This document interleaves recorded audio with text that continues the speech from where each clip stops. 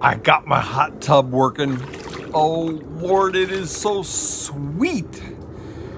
Okay, so I'm thinking this morning I'll tell you about what I think about, what I've been believing lately in the domain of religion. And I got a feeling most of the young pups who listen to this ain't interested in that subject, but damn it, the young pups that wanted me to do this want me to do it because they want to figure out who old G-Paw is, and this is part of who G-Paw is. So I've been thinking, I'm a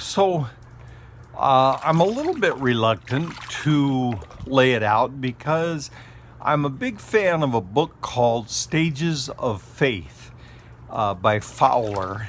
And so a characteristic of stage 4 is that a person becomes, we'll say, ensnared in a system that is comprehensive in the person's rational description of God, man, and the universe. So it's this very rational, comprehensive understanding of God, man, and the universe. Whereas in stage 5, a person moves over to sort of a mystical sense of how things are, and that the person realizes that the truth that really matters is found in paradox and contradictions.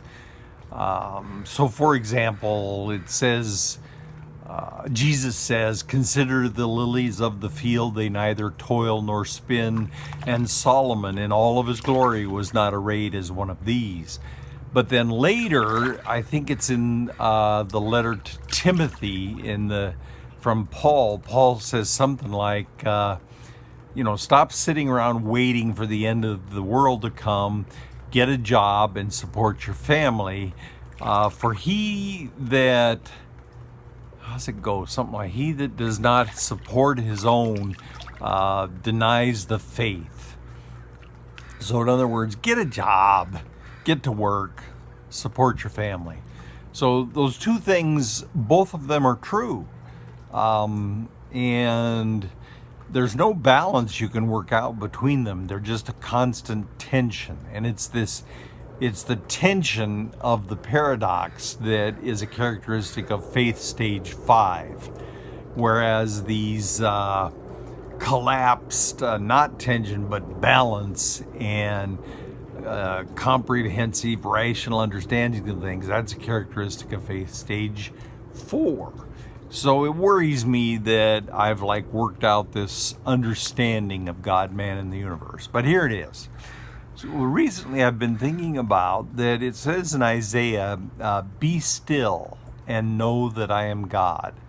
Now that is very similar to the goals of Buddhism and Hinduism. Be still and discover within yourself that which is indestructible and eternal, and be still and know that I'm God. And then Jesus says something like in the Gospel of Luke, people are going to look for the kingdom of heaven over there or over here. Don't. That's not where it is. The kingdom of heaven is within. Well, and then in the Gospel of Thomas, it says something a little bit contradictory along the line of that the kingdom of heaven is abroad and laid upon the earth. Well, but he also indicates it's not over here and it's not over there. It is within. And so what if what Jesus was talking about was all about discovering God from within, that you can't find God outside, over here or over there. You might as well, to my way of thinking, you might as well give up on thinking about God, because you can't even comprehend the very small or the very large in this universe. When you get down to quantum mechanics, it makes no sense whatsoever. Your sensory apparatus was designed to warn you about snakes and lions and to identify the fecund qualities of a possible mate. And you have no sensory, and therefore, that's your ability to comprehend anything. And so you have no sensory apparatus for understanding quantum mechanics or black holes or quasars or pulsars. And so because you don't have the sensory apparatus for it, you cannot mentally comprehend it. So why in the hell are you trying to mentally comprehend the creator of all of it? Give it up. Okay. So let's just say that what Jesus was really talking about was the kingdom is within you. Be still and know that I am God. And that all the other crap is efforts by disciples to take this mystical stuff that he was talking about and make it comprehensible within the sensory apparatus designed for snakes, lions, and fecund sexual partners. Well, okay, so just suppose that that's what he was really all about, was be still and know that I am God. That then leaves this whole notion of atonement and savior. So like, what in the world are we talking about in this domain of Jesus being a savior? There are 4 theories of atonement that all have to do with law and punishment, or as illustrated in the Chronicles of Narnia, that because of Adam's sin, Satan came to own our souls. And so Jesus made and this is sort of borne out in the Gospel of Mark, that Jesus made a trade where he would ransom us from the devil by offering himself as a ransom to Satan. But then Satan was tricked because he couldn't hold on to Jesus. Well, okay, let's set all that aside. And if you take a look at these books that where people talk about their near-death experience, a major feature of the near-death experience is that a being of light will greet you, and the being of light then will cause you to review your life, and you will experience the effect that your actions and your words had on other people. You will feel what it felt like to the other person when you called them a nigger or a Jew or a kike, or where you used them emotionally or sexually. You're going to feel what they felt like from your words and your actions. Okay, so it's a self-judgment. Now, the canonical Gospels, they don't talk about that. The canonical Gospels talk about that God will judge the sheep and the goats, and the sheep will go to the right and the goats will go to the left, and like that. Well, I spent 20 years as a Mormon, and what I came to notice about Mormon scriptures was that they very kind of subtly but persistently emphasize that you will judge yourself, just like these near-death experiences relate, that you will judge yourself and you will decide how much of God's glory you want. Okay, so if you will judge yourself, then what was the point of the atonement?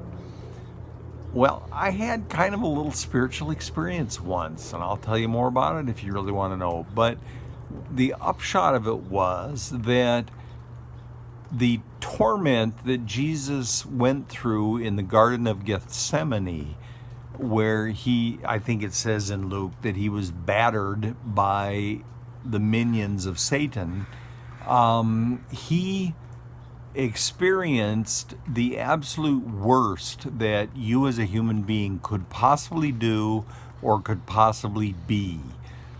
He experienced worse than what Hitler or Stalin or Mao or Jeffrey Dahmer or anybody could do or be. And having experienced it, he then is able to say to you, if you will adopt me as your spiritual father, then I adopt you as my spiritual child, and I substitute my judgment of you for your self-judgment, for your self-condemnation. You must let loose of your self-condemnation to make the sacrifice that I made worth it. Now, the cross was not the big deal. The cross was not the big sacrifice. The big sacrifice was in the Garden of Gethsemane. The purpose of the cross was to be a very visual symbol of the worst that you as a human being could do or could be. People have suffered much worse things in human history than crucifixion. And so the cross is not the big deal. The cross is merely a very visual symbol of you, what you're capable of, what you're capable of being. And so the purpose of Christ's atonement was to substitute his judgment of you for your self-judgment and relieve you of your self-judgment. God does not judge you because he doesn't change. There is no state of which you're in bad shape with him and then because of something you do, you're in good shape with him. He doesn't change. Love is persistent and eternal. You have always been loved. You will always be loved. You cannot escape love. What you do is you walk around with a stiff neck, bent over, refusing love. And what is called for is to throw your head back and let that warm rain of love pour down on your face into your thirsty throat. So there you have it. Somewhere between faith stage 4 and faith stage 5 is my coherent, rational explanation of the mysteries, and yet some sort of mystical, paradoxical understanding of it all. There's G-Paw for you. Now you know where I am and why I think the way I do.